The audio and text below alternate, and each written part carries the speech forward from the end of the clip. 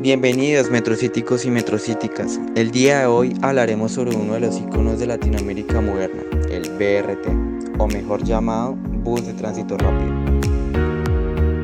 Ya sabemos que el BRT, o mejor conocido Bus de Tránsito Rápido, es el principal método de transporte en muchas ciudades latinoamericanas y en algunas ciudades del mundo. Pero, ¿es esta la mejor opción para las ciudades?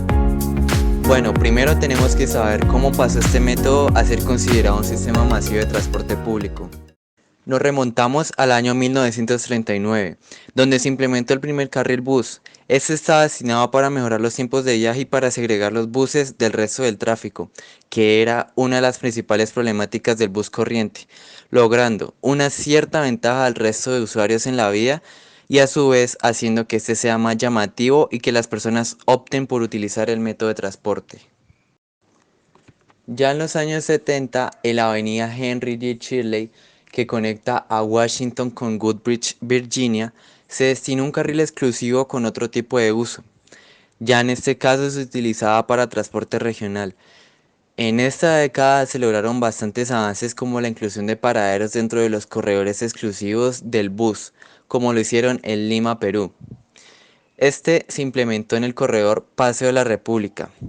Por estar segregado se lograba cierta ventaja en comparación a los otros actores viales, aunque había un pequeño inconveniente con ese sistema, y es que los carriles no cubrían toda la línea que recorría el bus, es decir, en una parte del recorrido se tenían que mezclar con el tráfico y la congestión, lo que llevaba a tener retrasos en los viajes y más tiempo entre bus, y prácticamente daba igual que se le diera la ventaja en una parte del recorrido, porque nunca llegaría a igualar al metro en este sentido.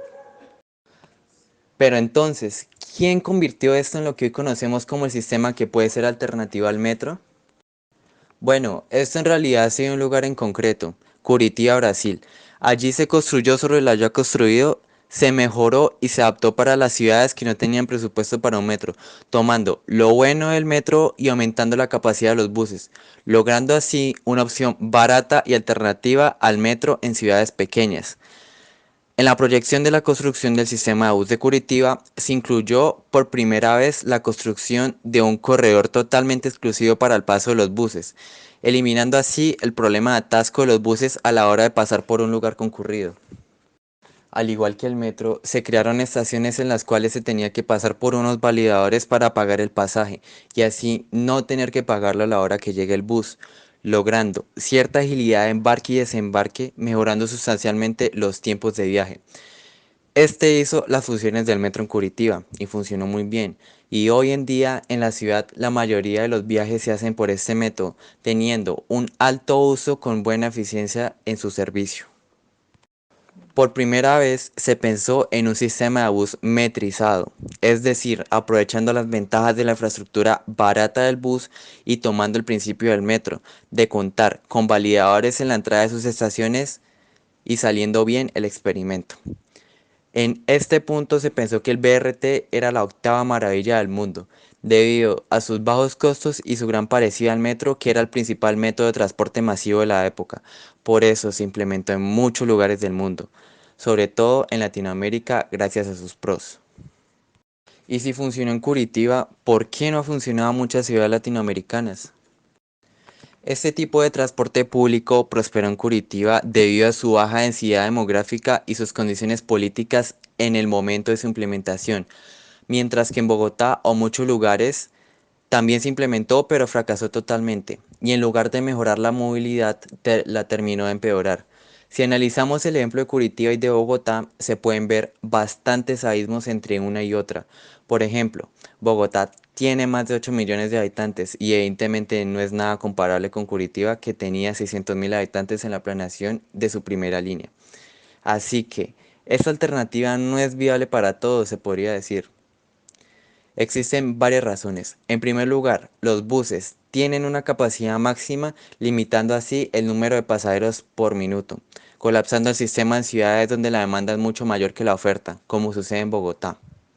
Según Fernando Rey, exgerente general de la empresa capitalina Transmilenio, en una entrevista a la BBC dijo: Las muestras de saturación se vinieron dando desde hace más o menos un año, cuando superó los 45.000 pasajeros hora sentido, que es la carga que debe tener un metro pesado. Esta es una razón por la que no se podría plantear en ciudades grandes para que sea la columna vertebral del sistema de transporte público masivo.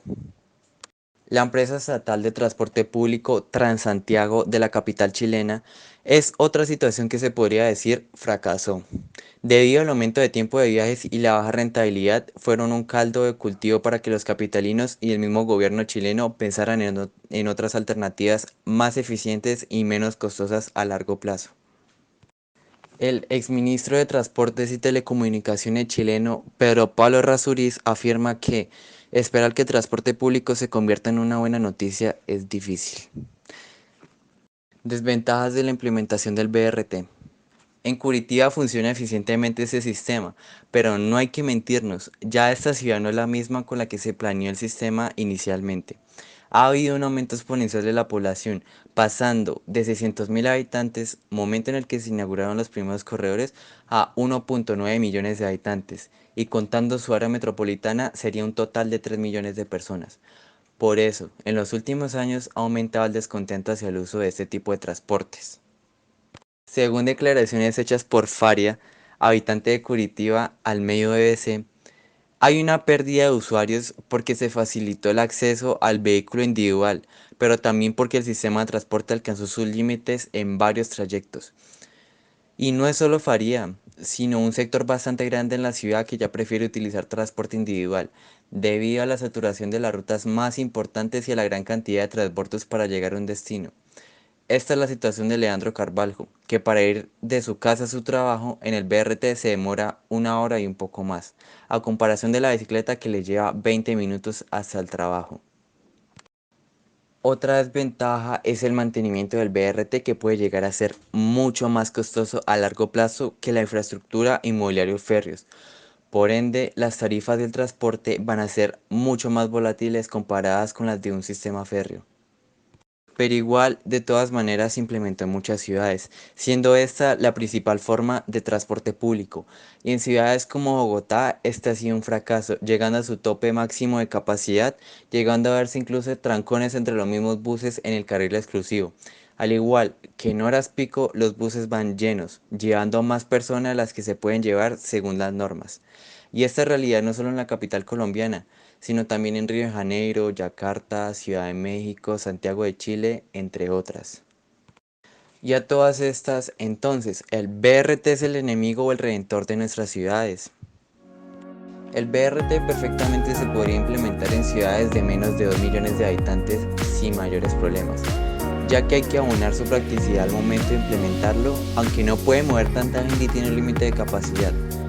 Este puede funcionar en ciudades grandes complementado con un sistema de metro o en ciudades más pequeñas como forma principal, aunque tampoco sería buena idea, porque si tenemos en cuenta el crecimiento global y demográfico de las ciudades, pronto va a quedar obsoleto. Por eso es mejor hacer las planificaciones urbanas en torno a un sistema férreo fuerte, que a este sí se le puede aumentar la capacidad y en este aspecto es más agradable que los buses. En conclusión, el BRT sería la salida rápida y barata a un problema de transporte público en las ciudades, pero a largo plazo sería muy dañino y poco rentable para la ciudad y los ciudadanos. En contraste, el transporte férreo es más caro implementar, pero trae más y mejores beneficios a largo plazo, lo que lo hace más sostenible y eficiente en el tiempo. Espero les haya gustado el video, denle like, compartan y pongan en los comentarios cuál es su sistema favorito de transporte masivo y si implementarían el BRT en sus ciudades. Nos vemos en una próxima Metrocíticos y Metrocíticas. Chao.